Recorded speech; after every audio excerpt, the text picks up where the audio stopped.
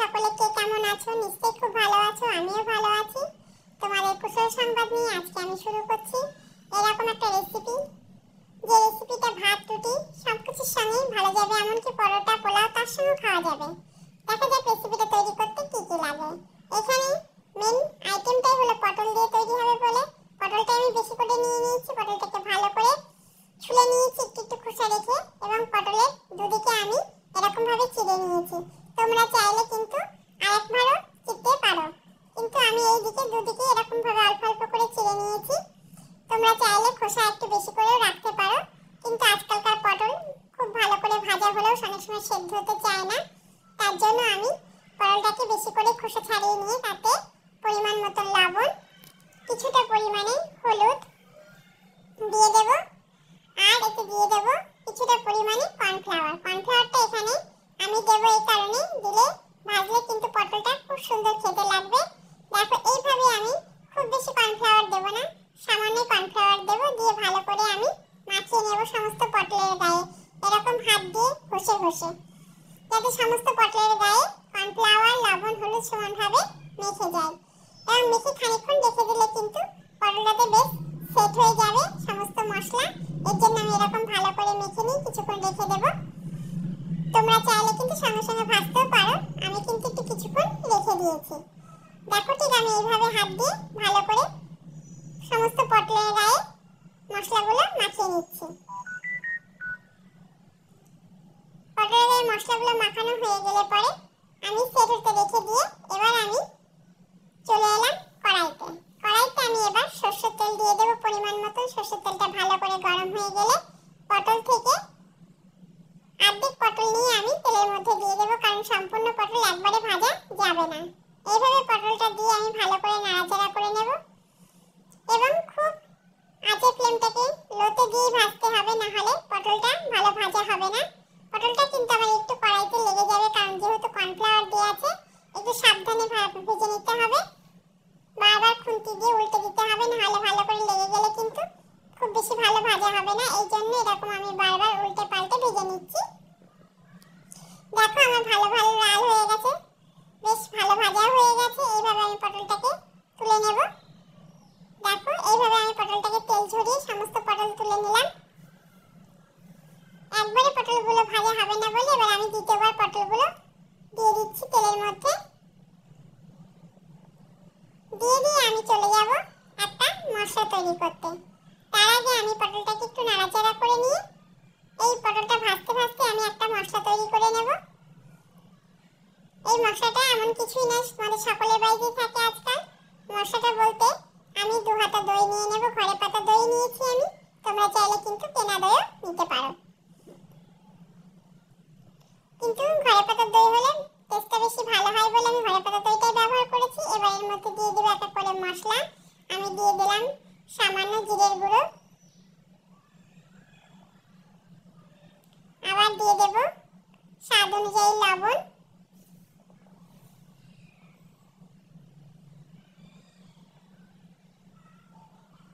এবার দিয়ে দেব স্বাদ অনুযায়ী হলুদ,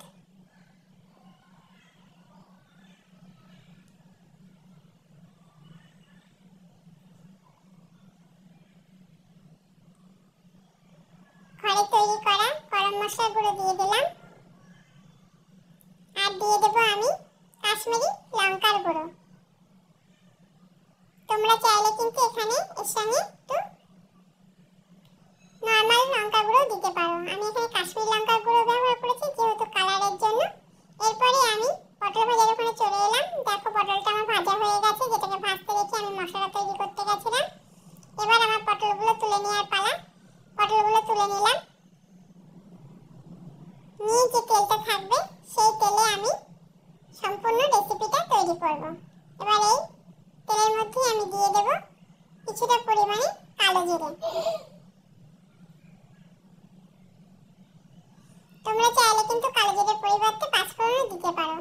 কালো জিরেটা ভালো করে ভাজা ভাজা হয়ে গেলে আমি ছোট দুটো পেঁয়াজ কুচি করে রেখেছিলাম, ছোট ছোট করে টুকরো করে রেখেছিলাম, সেটাই আমি দিয়ে দিলাম। পেঁয়াজটাকে দিয়ে আমি এবার ভালো করে ভেজে নেব। তাতে সামান্য পরিমাণে লবণ হলুদ দিয়ে দেব,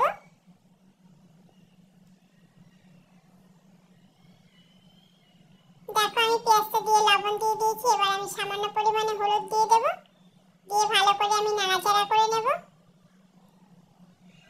পেঁয়াজটা যখন ভাজা ভাজা হয়ে যাবে তখন কিন্তু এবার পরবর্তী প্রিপারেশনে আসবো আমি। ভালো করে এরকম লাল লাল করে ভেজে নিতে হবে কিছুক্ষণ সময় ধরে। পেঁয়াজটা ভাজতে একটু সময় লাগে। পেঁয়াজ থেকে যখন কাঁচা গন্ধটা চলে যাবে ততক্ষণ পর্যন্ত কিন্তু আমি পেঁয়াজটাকে ভেজে নেব। এবার পেঁয়াজটা আমার ভাজা হয়ে গেছে, পেঁয়াজটা লাল লাল হয়ে এসেছে। এবার আমি দিয়ে দেব কিছুটা পরিমাণে রসুন বাটা। দেখো খুব বেশি পরিমাণে দেব না, আমি এখানে 1 চামচ রসুন বাটা দিয়েছি। সেটা দিয়ে আমি ভালো করে নাড়াচাড়া করে নেব। রসুনের গন্ধটা যখন চলে যাবে তখন আমি এবার দিয়ে দেব যে মশলাটা আমি তৈরি করে রেখেছিলাম, সেই মশলাটা আমি দিয়ে দেব। দেখো আমি ভালো করে নাড়াচাড়া করে নিলাম, ভাজা ভাজা হয়ে এসেছে এবার পেঁয়াজের সঙ্গে রসুনটা। এরপরে আমি পটলগুলো দিয়ে দিলাম, ভেজে রাখা পটলগুলো দিয়ে দিয়ে আমি এবার যে দইয়ের সঙ্গে সমস্ত মশলা মাখিয়ে রেখেছিলাম সেই দইয়ের মশলাটা শুদ্ধ দই দিয়ে দেব। এবং দিয়ে দেওয়ার পরে যে বাটিতে লেগে থাকবে সেই বাটিটা ধুয়ে আমি জল কিছুটা পরিমাণে দিয়ে দেব। এই জলেই কিন্তু পটলটা রান্না হবে, আর কিছু আমি জল দেব না। এবার সমস্ত কিছু দিয়ে আমি ভালো করে খুন্তির সাহায্যে নাড়াচাড়া করে দিয়ে এটাকে কিছুক্ষণ সময় আমি হতে দেব। দেখো খুব সুন্দর একটা রং এসেছে কিন্তু। এইভাবে দিয়ে দেওয়ার পরে আমি এটাকে হতে দেব। তার মাঝখানে আমি এটা যেহেতু কাঁচা লঙ্কা দিয়ে আমি রান্না করব, তাই কতগুলো কাঁচা লঙ্কাকে আমি মাঝখান থেকে দুয়ার্ধেক করে দিয়ে দিয়েছি। আমি যে লঙ্কা গুঁড়োটা ব্যবহার করেছিলাম সেটা কিন্তু আমি কাশ্মীরি লঙ্কার গুঁড়ো ব্যবহার করেছি জাস্ট রঙের জন্য। এবার আমি কাঁচা লঙ্কা দিয়ে আমি ভালো করে কিছুক্ষণ সময় এটাকে হতে দেব। দেখো আমার মোটামুটি হয়ে এসেছে, তেলও ছেড়ে দিয়েছি। এবার আমি স্বাদের জন্য দিয়ে দেব চিনি। চিনিটা আমি একটু বেশি করেই দেব, কারণ পটলে যেহেতু আমি টক দই দিয়েছি, টক দই দিলে চিনির পরিমাণটা একটু বেশি দিতে হয়, নাহলে কিন্তু স্বাদটা ঠিক আসে না। এর জন্য আমি চিনিটা একটু বেশি দিয়েছি। তোমরা চাইলে চিনির পরিমাণ কমও দিতে পারো, কিন্তু চিনিটা একটু বেশি দিলে তোমরা দেখবে খেতে কিন্তু বেশি ভালো হবে। এরপরে আমি দিয়ে দেব ঘরে তৈরি করে রাখা আরেকটু গরম মশলার গুঁড়ো। আমি সবসময় গরম মশলার গুঁড়ো ঘরেই তৈরি করে রাখি।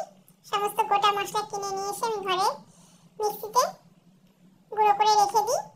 আমি কিন্তু বাজারে গরম মশলা খুব কম ব্যবহার করি। এবার আমার দেখো পটলগুলো সেদ্ধ হয়ে গেছে এবং রান্নাটা প্রায় মোটামুটি হয়েই গেছে। যখনই তেলটা ছেড়ে দেবে তখনই কিন্তু আমার রান্নাটা হয়ে যাবে। দেখো আমার পটলের থেকে তেল ছেড়ে দিয়েছে। এবার আমার রান্নাটা হয়ে গেছে। তোমরা চাইলে নামানোর সময় ঘি দিতে পারো, কিন্তু আমি ঘি ব্যবহার করিনি, শুধু গরম মশলা ব্যবহার করেছি। এরপরে দেখো তেল ছেড়ে দেওয়ার পরে আমি এটাকে পরিবেশন করে নেওয়ার জন্য নামিয়ে নেব কড়াই থেকে। তোমরা এবার এটাকে ভাত, রুটি, পরোটা, পোলাও যা কিছুর সঙ্গে খাও না কিন্তু সব কিছুর সঙ্গে কিন্তু দারুণ যাবে।